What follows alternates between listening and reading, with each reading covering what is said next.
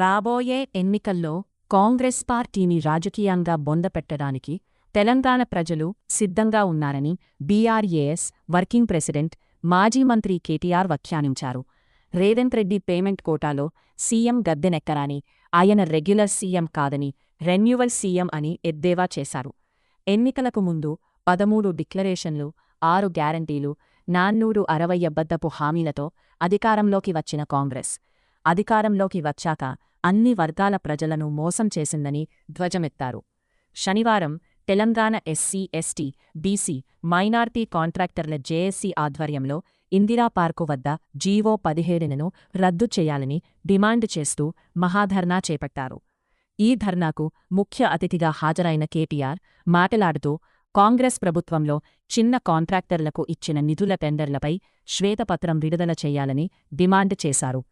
చెవెళ్ల, కామారెడ్డి డిక్లరేషన్ల పేరుతో ప్రభుత్వ కాంట్రాక్టర్లో SC, ST, BC, మైనార్టీలకు 72% రిజర్వేషన్లు కల్పిస్తామని నమ్మబలికి జీవో 17తో చిన్న చిన్న కాంట్రాక్టర్లను కూడా కార్పొరేట్ సంస్థలకు అప్పగించేందుకు కుట్రలు చేస్తున్నారని ఆరోపించారు.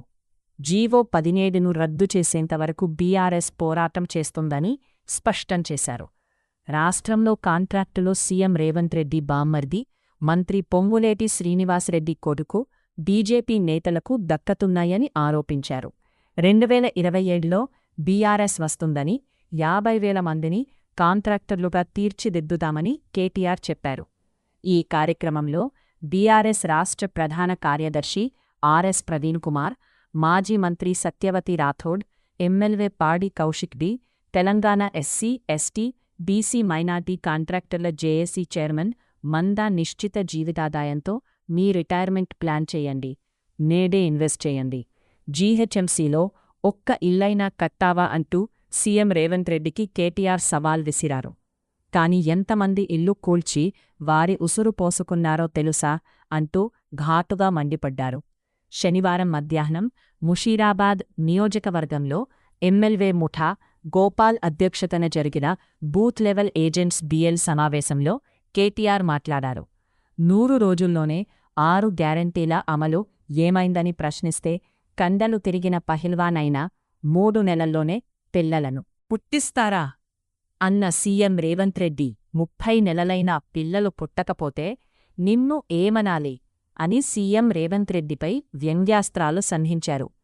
ఎన్నికలకు ముందు కాంగ్రెస్ అధినేత రాహుల్ గాంధీ నగర కేంద్ర గ్రంథాలయానికి వచ్చి కేటీఆర్ ఉద్యోగాలు ఊడగొట్టండి, మీకు 2 లక్షల ఉద్యోగాలు ఇస్తామని నిరుద్యోగులకు హామీ ఇచ్చారని. కాని ఇప్పుడు అదే నిరుద్యోగులు సెక్యూరిటీ లేకుండా రాహుల్, రేవంత్ ఎక్కడ దొరుకుతారా అని ఎదురుచూస్తున్నారని దుయ్యబట్టారు. ఈ కార్యక్రమంలో మాజీ మంత్రులు తలసాని శ్రీనివాస్ యాదవ్, శ్రీనివాస్ గౌడ్, ఎమ్మెల్యేసీలు దాసోజు శ్రవణ్ కుమార్, దేశపతి శ్రీనివాస్, సురభివాణిదేవి, దామోదర్ పాల్గొన్నారు.